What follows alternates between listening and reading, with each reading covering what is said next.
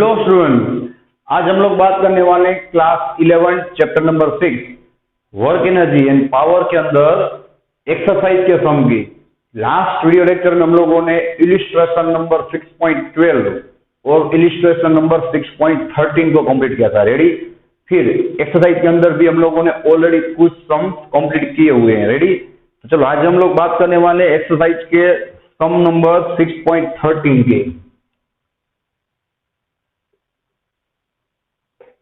Exercise number 6.13। चलो भाई question read कीजिए।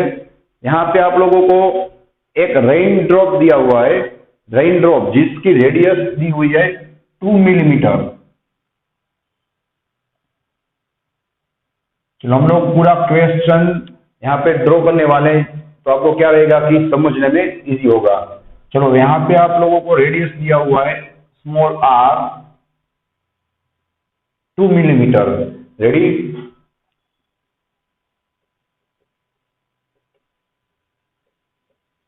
This raindrop is falling from the height 500 meter from the ground. चलो भाई यहाँ पे हम लोग ड्रॉ करेंगे ग्राउंड, और ग्राउंड से ये रेनड्रॉप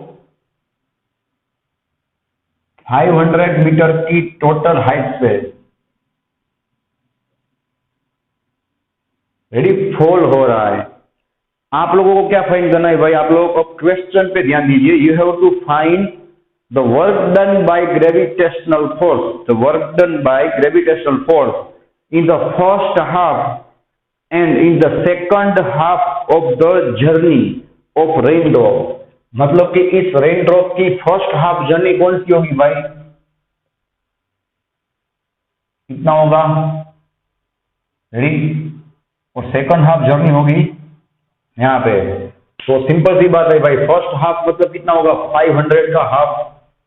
यहाँ पे आप लोग नोट डाउन करोगे h1 is equal to 250 metre and second half अपनी हाइट होगी अगेन 250 मीटर। रेडी? तो भाई ऑब्वियस बात है, जितना वर्क डन ग्रेविटेशन की मदद से फर्स्ट 250 मीटर में मिलेगा, उतना ही वर्क डन आप लोगों को सेकंड 250 मीटर में मिलेगा। बिकॉज यहाँ पे उसका इक्वेशन हाइट अगर दी होगी तो सिंपल सी बात है, एक ही इक्वेशन हम लोग अप्लाई करेंगे। कौन सा? mgh। रेडी? mgh। तो यहाँ पे h दोनों जर्नी के लिए क्या होंगे भाई? सेम होंगे। इसलिए first half journey and second half journey दोनों में वर्क डन क्या होगा? सेम होगा। और भी एक चीज मांगी गई है, आप लोग खास याद रखिए, पूरी जर्नी के दौरान, right, during the whole journey you have to find out the work done by resistive force। यहाँ पे रेजिस्टिव फोर्स की वजह से वर्क डन मांगा हुआ है, उसका मतलब यहाँ पे रेजिस्टिव फोर्स अप्लाई होता होगा। रेडी? और किसका रेजिस्टिव फोर्स होगा भाई? तो के एयर का। मतलब कि रेनड्रॉप जब नीचे की ओर आ रहा होगा तो जो एयर होगी उसका फ्रिक्शन क्या होगा? रेनड्रॉप पे लगेगा। रेडी? तो आप लोगों को यहाँ पे तीन चीजें फाइंड करनी होगी। The work done by first half, work done by second half of the journey and work done by the resistive force during the whole journey. ठीक है? तो क्वेश्चन आपको याद होना चाहिए। रेडी? चलो भाई सबसे पहले हम लोग फाइंड करेंगे यहाँ पे मास ऑफ द रेनड्रॉप। क्यों? बिकॉज यहाँ पे आप लोग क्लियर देख सकते हो कि यहाँ पे आप लोगों को मास नहीं दिया हुआ है। रेडी? आप लोगों को यहाँ पे रेडियस दिया हुआ है। और सिंपल सी बात है भाई कि अगर आप लोगों को mgh फाइंड करना होगा तो आप लोगों के पास m होना चाहिए, because g is constant and h is already given, you can see here. Ready? तो मास फाइंड करने के लिए हम लोगों के पास एक ही रास्ता बचेगा कि हम लोग डेंसिटी का इक्वेशन अप्लाई करेंगे। डेंसिटी में से हम लोग मास में जाएंगे। रेडी? तो यहाँ पे जो हम स्टेप फॉलो कर रहे हैं, ये स्टेप आप लोगों को आगे भी काम आएंगे और अदर चैप्टर में भी काम आएंगे। ध्यान रखना कि जब आपको किसी चीज की रेडियस दी जाए और अगर आप लोगों को मास में जाना हो तो कैसे जाओगे भाई? With the help of equation of density. Ready? हम लोग वहां से स्टार्ट करेंगे कि भाई डेंसिटी ऑफ रेनड्रॉप। सिंपल सी बात है भाई, रेनड्रॉप किसका बना होगा? वाटर का। रेडी? तो यहाँ पे वाटर की ही डेंसिटी अप्लाई करनी होगी। क्या होगा भाई? you know mass by volume, the equation density is equal to mass by volume। हमें क्या फाइंड करना है भाई, मास। तो हम लोग मास को क्या बनाएंगे, सब्जेक्ट, ठीक है। तो वॉल्यूम कहाँ पे जाएगा, सामने की ओर, क्या हो जाएगा, rho into V is equal to rho into, चलो भाई वॉल्यूम नहीं दिया हुआ है, लेकिन आप लोग इस रेन ड्रॉप का वॉल्यूम फाइंड कर सकते हो ना। Rain drop is one type of spherical shape, ready. और स्फीयर के लिए वॉल्यूम का इक्वेशन क्या होगा, सबको पता ही होगा, 4/3 पाई आर क्यूब, रेडी। अब आपको समझ में आएगा भाई कि यहाँ पे हमें रेडियस क्यों दी हुई थी, रेडी। रेडियस की मदद से आप लोग वॉल्यूम फाइंड कर सकते हो, और वॉल्यूम को अगर आप लोग रेन की या तो वाटर की डेंसिटी के साथ मल्टीप्लाई करोगे तो डायरेक्टली आप लोगों को क्या मिल जाएगा, मास। मतलब कि यहाँ पे हम लोगों ने क्या किया भाई, मास को सब्जेक्ट बनाया। अब सिंपल सी बात है भाई, यहाँ पे रेन की डेंसिटी या तो वाटर की डेंसिटी आपको क्वेश्चन में दी नहीं जाएगी, रेडी। आप लोगों को याद ही रखना होगा और आप लोगों को पता होना ही चाहिए। केमिस्ट्री में भी आप लोग स्टडी करते हो और 10th में भी आप लोगों ने देखा होगा, डेंसिटी ऑफ वाटर कितना होगा। अगर नहीं पता है भाई तो अब आप लोग समझ लीजिए, कहीं पे साइड में लिख लेना, ठीक है। वाटर की डेंसिटी कितनी होगी भाई, 1000 होगी एमकेएस में, एमकेएस सिस्टम में 1000 होगी, याद रखना। और सीजीएस मतलब छोटे वाली जो सिस्टम होगी, यूनिट सिस्टम, चैप्टर नंबर 2 में आप लोगों ने स्टडी किया हुआ है। बड़ी वाली यूनिट सिस्टम कौन सी होगी भाई, एमकेएस, और छोटी वाली कौन सी होगी, सीजीएस। तो सीजीएस सिस्टम के अंदर वाटर की डेंसिटी कितनी होगी, 1, और एमकेएस सिस्टम में कितनी होगी, 1000। तो यहाँ पे हम लोग जो डेटा पुट करेंगे वो सभी डेटा एमकेएस में पुट करने वाले हैं, इसलिए वाटर की डेंसिटी कितनी होगी भाई, 1000 इन मल्टीप्लाई 4/3 पाई मतलब कितना होगा भाई, 3.14 इन मल्टीप्लाई, चलो भाई आर कितना दिया हुआ है, 2 मिलीमीटर, खास ध्यान रखना भाई, 2 मिलीमीटर, मिली मतलब कितना होगा, 10⁻⁻3, और उसका भी क्या आएगा, क्यूब आएगा, ready. So mass M is equal to, चलो सबसे पहले हम लोग डेटा को सोल्व करेंगे और बाद में हम लोग पावर को सोल्व करेंगे, ठीक है। आप भी ट्राई करना साथ में। 4 into you can see 3.14, ready, multiply by 2⁻³ क्या होगा, 2 2 जा 4, 2 जा 8, मतलब 2⁻³ कितना होगा, 8, ready, is equal to divide by कितना होगा भाई, 3, आपको मिलेगा 33.5, ठीक है, 33.5 मल्टीप्लाई बाई, चलो यहाँ पे पावर कितना दिया हुआ है, 10⁻³ इंटू, चलो भाई पावर के ऊपर पावर होगा तो पावर का क्या होगा, मल्टीप्लीकेशन होगा, 3 3 जा 9, तो क्या मिलेगा भाई, 10⁻⁻9। Last step m is equal to कितना होगा, 33.5, चलो भाई -9 + 3 कितना पावर होगा, 10⁻⁻6 kg। यहाँ पे हम लोगों ने सबसे पहले क्या फाइंड कर लिया भाई, तो mass of rain drop, ready,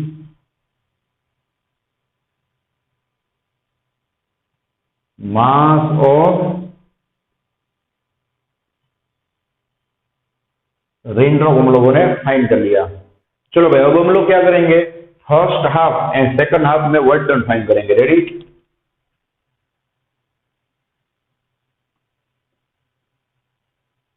work done by gravitational force,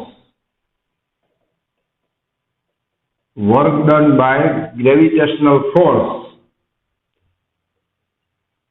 in first half is equal to, चलो यहाँ पे हम मैं शॉर्ट में लिख रहा हूँ, आप लोग समझ जाना, ठीक है।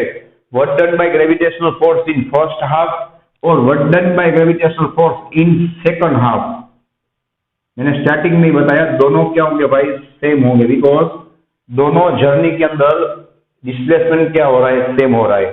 चलो भाई सिंपल सी बात है, वर्क डन का इक्वेशन क्या होगा, यहाँ पे वर्क डन आप लोगों को W1 W2 दोनों क्या मिलेगा भाई, सेम। चलो वर्क डन का इक्वेशन क्या होगा, फोर्स इंटू डिस्प्लेसमेंट, सिंपल सी बात है, रेडी, फोर्स इंटू डिस्प्लेसमेंट। चलो भाई यहाँ पे फोर्स कौन सा अप्लाई हो रहा है, ग्रेविटेशनल फोर्स, और आप लोगों को वर्क डन भी ग्रेविटेशनल फोर्स की वजह से ही फाइंड करना है। तो चलो भाई सिंपल सी बात है, किसी भी जर्नी के अंदर ग्रेविटेशनल फोर्स तो क्या रहेगा, कांस्टेंट ही रहेगा। तो यहाँ पे F इज इक्वल टू आप लोग क्या लिखोगे, सिंपल सी बात है mg, ठीक है। और फर्स्ट जर्नी में डिस्टेंस कितना कवर हो रहा है, h1, उतना ही डिस्टेंस सेकंड जर्नी में कवर हो रहा है। आप लोग यहाँ पे mgh1 लिखो या तो mgh2 लिखो, दोनों में डिस्टेंस कितना कवर होगा, सेम होगा। अगर डिस्टेंस आप लोगों को डिफरेंस दिया होता तो दोनों का वर्क डन आप लोग अलग से फाइंड करते हैं, ठीक है।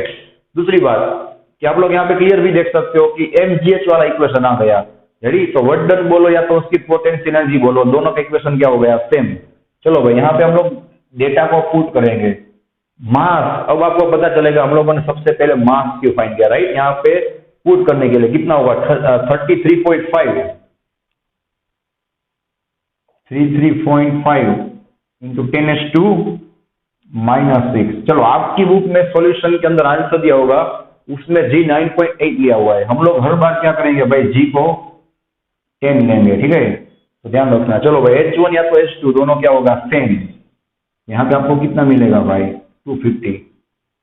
चलो आप लोग खास ध्यान रखना, हम लोग पावर को कैसे कट करने वाले हैं। देखो एक जीरो यहाँ पे, एक जीरो यहाँ पे, कितने होंगे 10⁻²। 10⁻² को यहाँ पे हम लोग कट करेंगे तो आपको पावर कितना मिलेगा, 10⁻⁻4 मिलेगा।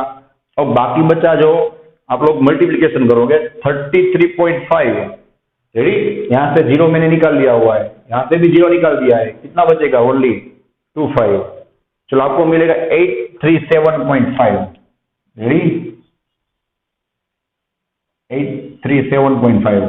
चलो भाई चारों पावर आप लोग कट करोगे तो कहाँ पे पॉइंट आएगा, आप लोग देख सकते हो 1 2 3 एंड 4, मतलब कि एक जीरो और एक्स्ट्रा ऐड हो जाएगा, आपको मिलेगा 0.08375 जूल, रेडी।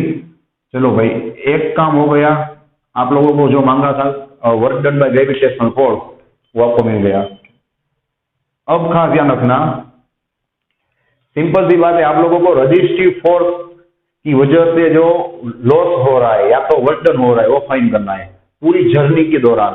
तो सिंपल सी बात है भाई, अगर रजिस्टिव फोर्स नहीं होता तो क्या होता कि यहाँ पे जितनी रेन ड्रॉप की पोटेंशियल एनर्जी होती, कितनी, mgh, h कितना लोगे आप लोग 500 मीटर, उतनी ही एनर्जी जब ये नीचे पहुंचेगा तो उसकी काइनेटिक होनी चाहिए।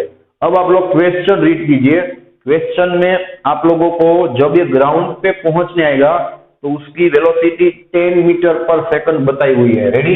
हम लोग यहाँ पे उसको भी ड्रॉ कर देंगे। चलो भाई यहाँ पे उसकी वेलोसिटी दी हुई है 10 मीटर पर सेकंड, क्लोज और you can say near to the ground, ready. तो सिंपल सी बात है, अगर रजिस्टिव फोर्स नहीं होता तो क्या होता भाई कि इसका mgh और इसका हाफ mv पे दोनों सेम होना चाहिए, लेकिन यहाँ पे रजिस्टिव फोर्स का वर्क डन मांगा हुआ है, उसका मतलब ये दोनों सेम नहीं होंगे। तो दोनों सेम नहीं होंगे तो मतलब कि बाकी का वर्क डन कहाँ पे गया, तो रजिस्टिव फोर्स के अंदर क्या हो गया, लॉस हो गया। तो आप लोग क्या करोगे भाई, सबसे पहले टोटल पोटेंशियल फाइंड करोगे, फिर टोटल काइनेटिक फाइंड करोगे और उसका सब्ट्रैक्शन करोगे, रेडी। चलो भाई नेक्स्ट स्टेप हम लोग क्या करेंगे,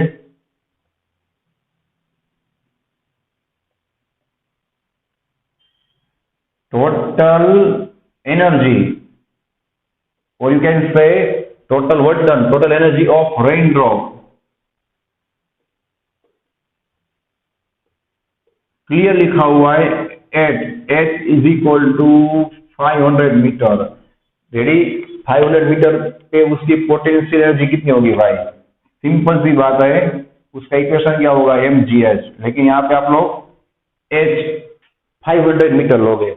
अब हम लोग क्या करेंगे भाई, सिंपल सी बात है, आप लोग देख सकते हो mg यह सब तो सेम ही रहेगा। यहाँ पे मेरे भाई h हम लोग क्या लेंगे 500 मीटर, यहाँ पे हम लोगों ने क्या लिया हुआ है 250। तो कॉमन सेंस की बात है कि यहाँ पे आंसर क्या आएगा, ऊपर के आंसर से डबल आएगा, क्योंकि यहाँ पे 250 है, यहाँ पे हम लोग क्या लेंगे 500। तो दूसरी बार हम लोग कैलकुलेशन नहीं करेंगे, इस आंसर का डबल लिख देंगे, ठीक है। तो सिर्फ यहाँ पे हम लोग डेटा पुट करेंगे, m is equal to 33.5 into 10⁻⁻⁶, g कितना होगा भाई 10, रेडी।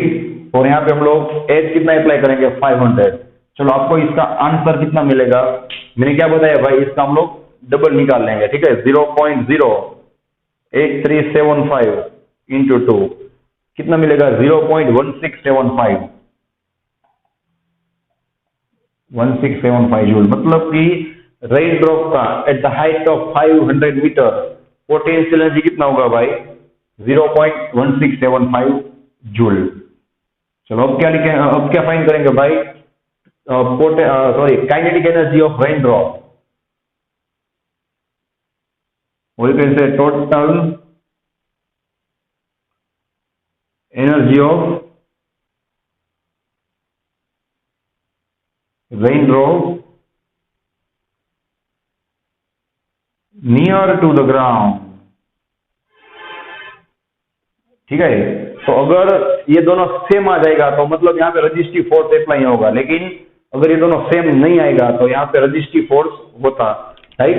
तो हम लोगों को चेक करना है कि भाई यहाँ पे रजिस्टिव फोर्स होगा कि नहीं। चलो भाई, आप लोगों को फाइनल वेलोसिटी दी हुई है 10 मीटर पर सेकंड, यू कैन सी, और आपको कितना मिलेगा भाई? हाफ। चलो एम कितना हम लोगों ने फाइंड किया? 3.5 × 10⁻⁶। रेडी। और वेलोसिटी कितनी है भाई? 10, उसका क्या होगा? स्क्वायर। रेडी। चलो भाई हम लोग क्या करेंगे? 33.5 डिवाइड बाई 2 करेंगे, आपको मिलेगा 16.75।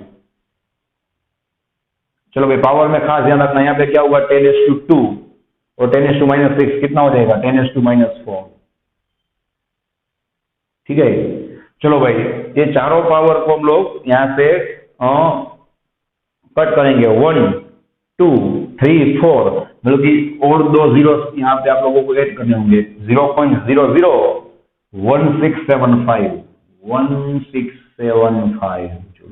चलो आप लोग क्लियर देख सकते हो भाई कि नीचे पहुंचते पहुंचते उसकी एनर्जी पहले जो एनर्जी थी उससे भी कम हो गई, मतलब कि यहाँ पे कुछ लॉस हो रहा है, और वो लॉस कौन कर रहा है? Resistive force.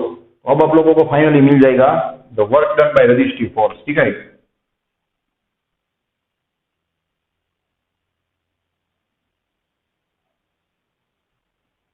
The work done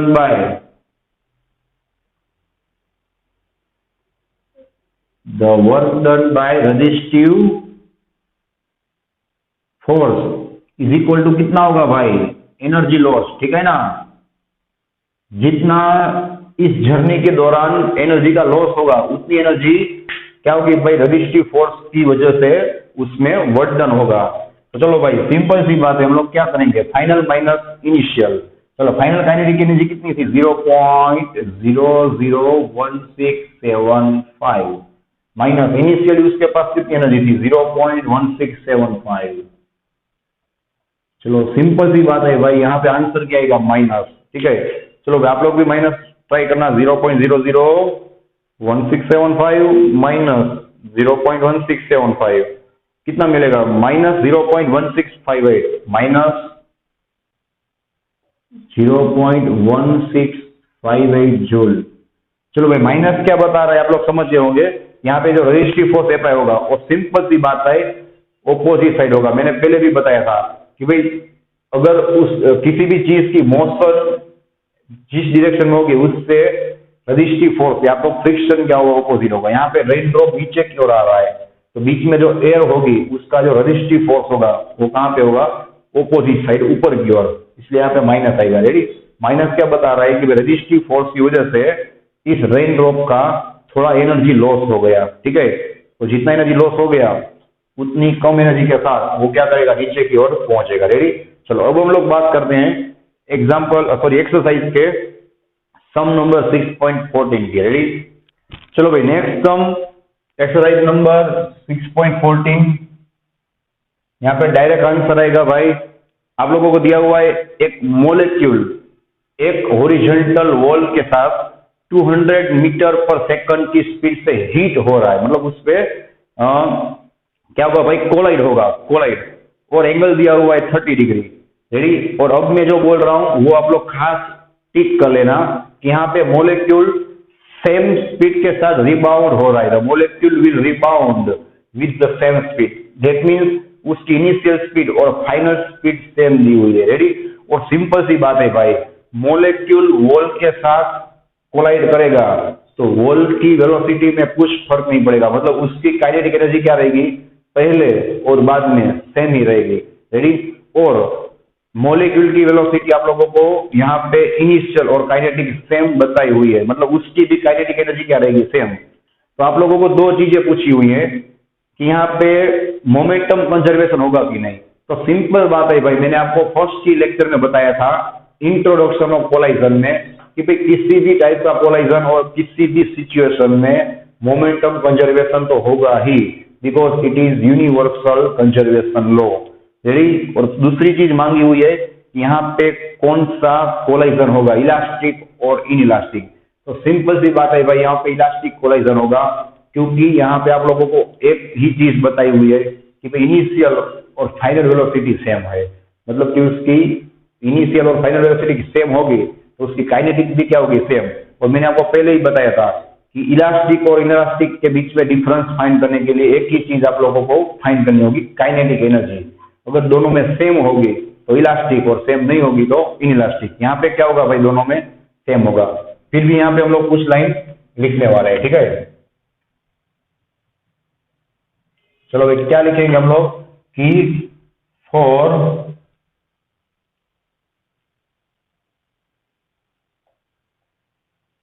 any type of collision,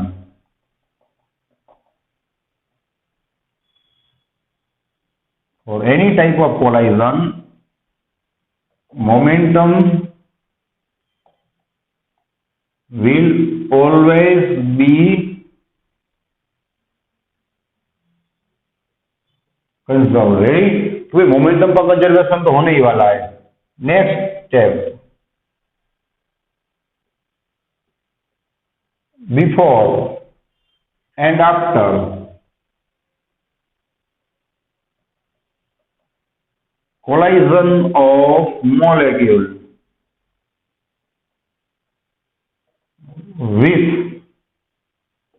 with wall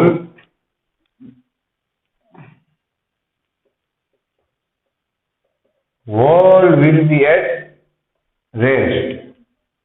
simple सी बात है ना भाई, वॉल की वेलोसिटी में थोड़ी ना कुछ चेंज होगा, वॉल क्या रहेगा भाई, रेस्ट पे रहेगा, मतलब उसकी काइनेटिक और फाइनल, उसकी काइनेटिक एनर्जी इनिशियली और फाइनली क्या रहेगी, दोनों जीरो ही होगी। रेडी।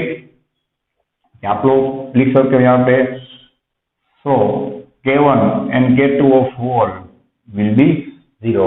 अब दूसरी बात, यहाँ पे आप लोगों को क्लियर बताया हुआ है कि भाई initial and final velocity, or you can say speed, final velocity of molecule is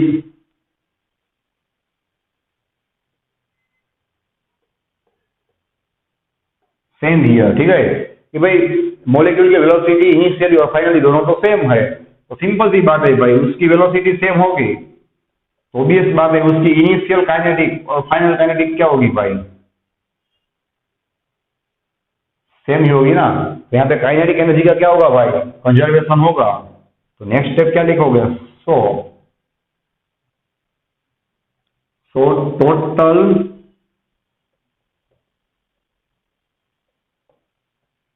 kinetic energy will be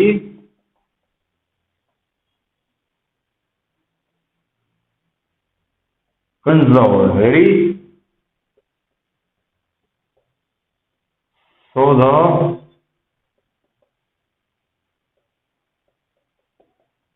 the given collision is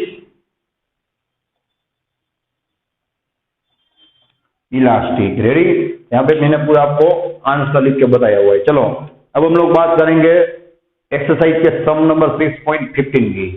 चलो भाई सम नंबर 6.15, ये सम पूरा एकदम प्रैक्टिकल सम है जो हम लोग अपने घर पे भी देख सकते हैं कि भाई यहाँ पे एक बिल्डिंग दिया हुआ है, उस बिल्डिंग के अंदर उसकी हाइट दी हुई है 40 मीटर और उसकी टेरेस पे एक वाटर टैंक जिसका वॉल्यूम दिया हुआ है 30 मीटर क्यूब। ध्यान रखना, ये the volume V is given 30 metre cube. अब सिंपल सी बात है भाई कि यहाँ पे टैंक का वॉल्यूम दिया हुआ है, तो इनडायरेक्टली वो वॉल्यूम उसके अंदर भरे हुए वाटर का भी होगा, क्योंकि जितनी टैंक की वॉल्यूम की कैपेसिटी होगी उतना ही वाटर उसमें क्या होगा भाई, फिल होगा। रेडी? तो अगर आपको वाटर का वॉल्यूम भी अगर बताया जाए तो कितना होगा भाई, 30 मीटर क्यूब ही होगा। तो खास ध्यान में रखना। चलो, इस वाटर टैंक को पूरा भरने में 15 मिनट का टाइम लग रहा है, मतलब कि time T is given 15 minute. चलो अब यहाँ पे आप लोगों को क्या करना होगा, सेकंड में कन्वर्ट करना होगा। कितना होगा, 1 minute is equal to 60 second. Ready? 15 6 90 और एक जीरो और कितना हो जाएगा, 900 सेकंड। रेडी? चलो नेक्स्ट आप लोग रीड कीजिए। अब खास ध्यान रखना भाई, यहाँ पे आप लोगों को टैंक की हाइट दी हुई है, h is equal to 40 metre. हर बार मैंने बताया हुआ है कि भाई हाइट अगर दी जाए तो डायरेक्टली mgh फाइंड करने का। रेडी? ओके। अब खास ध्यान रखना भाई, एफिशिएंसी इज गिवन 30%। चलो एफिशिएंसी का और एक सम नेक्स्ट वीडियो लेक्चर में आएगा, तो आप लोग खास ध्यान रखना। एफिशिएंसी का सिंबल होगा ईटा। अगर आप लोग भूल जाओ तो कोई बात नहीं, सिर्फ एफिशिएंसी लिखना। Ready? Efficiency eta is equal to 30% given. अब खास ध्यान रखना भाई, परसेंटेज को अगर मैग्नीट्यूड या तो वैल्यू के फॉर्म में अगर कन्वर्ट करना हो तो आप लोगों को क्या करना होगा, सिर्फ 100 के साथ डिवाइड करना होगा। 30/100 क्या हो जाएगा भाई, ये वैल्यू के अंदर कन्वर्ट हो जाएगा। यहाँ पे आप लोगों को एफिशिएंसी दिया हुआ है 0.3। ठीक है? चलो भाई नेक्स्ट आप लोगों को इलेक्ट्रिक पावर फाइंड करना होगा। Electric power consumed by the water pump. खास ध्यान रखना भाई, इलेक्ट्रिक पावर वाटर पंप कितना कंज्यूम करेगा, मतलब कि आप लोगों को पंप की मदद से कितना इनपुट देना होगा। आप लोग एक वर्ड यूज यहाँ पे टेक्स्ट बुक में लिख डालना। ठीक है? Input power. यहाँ पे जो पावर मांगा हुआ है वो इनपुट इलेक्ट्रिक पावर मांगा हुआ है। आप लोग प्लीज इस चीज को नोट डाउन कर लेना। The power which is asked in the some is input electric power. ठीक है? आपके बुक में सिर्फ इलेक्ट्रिक पावर लिखा होगा, आगे लिख लेना इनपुट के भाई वाटर पंप की मदद से आप लोगों को कितना इनपुट देना होगा, क्या करने के लिए, तो भाई वाटर की मदद से पूरे टैंक को भरने के लिए। कितनी टैंक, जिसका वॉल्यूम होगा 30 मीटर क्यूब, कितनी देर में, तो भाई 900 सेकंड में। कितनी हाइट पे, 40 मीटर हाइट पे। ठीक है? चलो सबसे पहले यहाँ पे भी क्या होगा भाई, आपको मास फाइंड करना होगा। क्यों भाई, mgh। तो जैसे हम लोगों ने इसके पहले के सम में मास फाइंड किया था, सेम मेथड यहाँ पे हम लोग अप्लाई करेंगे। ठीक है? The density of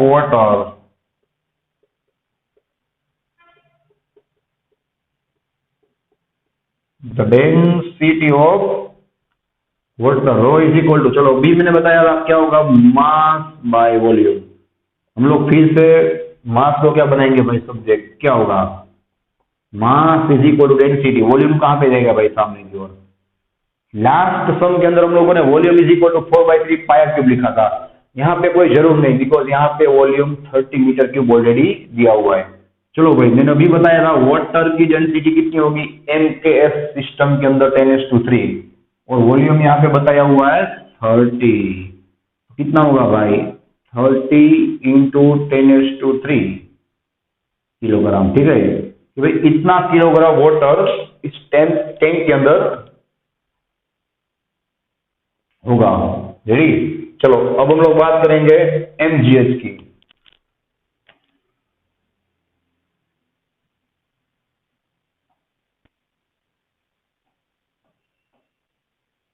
total potential energy of water at h is equal to 40 metre height. यहाँ पे क्लियर लिखा हुआ है कि भाई 40 मीटर हाइट पे उसकी एनर्जी, पोटेंशियल एनर्जी कितनी होगी भाई, mgh। मतलब कि इतना हम लोगों को वर्क करना पड़ेगा, जितनी क्या होगी इसकी पोटेंशियल एनर्जी। क्या करने के लिए? वाटर टैंक के अंदर पानी को 40 मीटर हाइट पे पहुंचाने के लिए, रेडी, ठीक है, और 900 सेकंड के अंदर उसे पूरा भरने के लिए। चलो भाई, मास हम लोगों ने जस्ट फाइंड किया, कितना होगा? 30 इंटू 10⁻3। चलो जी, हम लोग हर बार की तरह क्या लेंगे भाई? 10, और h इज गिवन 40। चलो भाई, कितना होगा एनर्जी? ध्यान रखना, 4 3 12, ठीक है, 4 3 12, और हम लोग क्या करेंगे? एक जीरो, दूसरा और तीसरा, तीनों जीरो को यहाँ पे ऐड कर देंगे। 3 + 3 कितना हो जाएगा भाई? 10⁶ जूल, ठीक है। तो इतना एनर्जी या तो इतना वर्क क्या करना होगा आप लोगों को? वाटर को टैंक के अंदर फुल करने के लिए इतना वर्क करना होगा, रेडी। चलो, अब हम लोगों को क्या मिलेगा? सबसे पहले ध्यान रखना भाई, यहाँ पे भूल हो सकती है, ठीक है। आप लोगों को क्या मिलेगा? Output power. आउटपुट पावर, चलो भाई, पावर का इक्वेशन सबको पता ही होगा, वर्क बाय टाइम। इसलिए हम लोगों ने सबसे पहले वर्क फाइंड कर लिया, ठीक है। यहाँ पे वर्क कितना होगा? अपनी गोल्डन लाइन, वर्क कितना होगा? जितनी उसकी क्या होगी? पोटेंशियल एनर्जी, मतलब कि 12 इंटू 10⁶ डिवाइड बाय। चलो भाई, टाइम कितना होगा? 900 सेकंड। चलो भाई, खास ध्यान रखना, 2 जीरोस हम इस पावर में से कट करेंगे तो क्या मिलेगा आपको? 10⁴ एंड 12/9 डायरेक्ट भी हो जाएगा। अभी हम लोग फास्ट कैलसी में ट्राई करेंगे। 12/9, चलो आपको मिलेगा 1.33, ठीक है। चलो, इतना आउटपुट पावर आपको मिलेगा। अब खास ध्यान रखना भाई, हम लोग अप्लाई करेंगे। अभी आपका आंसर नहीं आया, मैंने क्या बताया था कि आप लोगों को इनपुट पावर पूछा गया है। अभी आपको क्या मिला? Output power. चलो भाई, एफिशिएंसी का इक्वेशन आप लोगों को याद रखना होगा। यहाँ पे नहीं, किसी भी चैप्टर में एफिशिएंसी की बात होगी तो मैं आपको जनरल इसकी शॉर्टकट बता रहा हूँ। ऑलवेज आपको लिखना होगा आउटपुट अपॉन इनपुट। यहाँ पे बात हो रही है पावर की, यहाँ पे आप लोग क्या लिखोगे? Output power.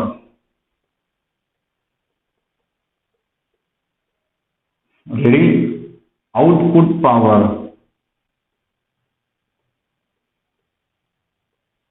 Upon input power, ठीक है। चलो भाई, खास ध्यान रखना, इनपुट पावर को हम लोग सब्जेक्ट बनाएंगे, because we have to find out input relative power. तो इनपुट पावर कहां पे जाएगा? ऊपर की ओर। Input power is equal to, चलो भाई, आउटपुट पावर हम लोगों ने जस्ट फाइंड किया 1.33। रेडी? 1.33 इंटू 10⁴ हम लोगों ने आउटपुट पावर जस्ट फाइंड किया। It is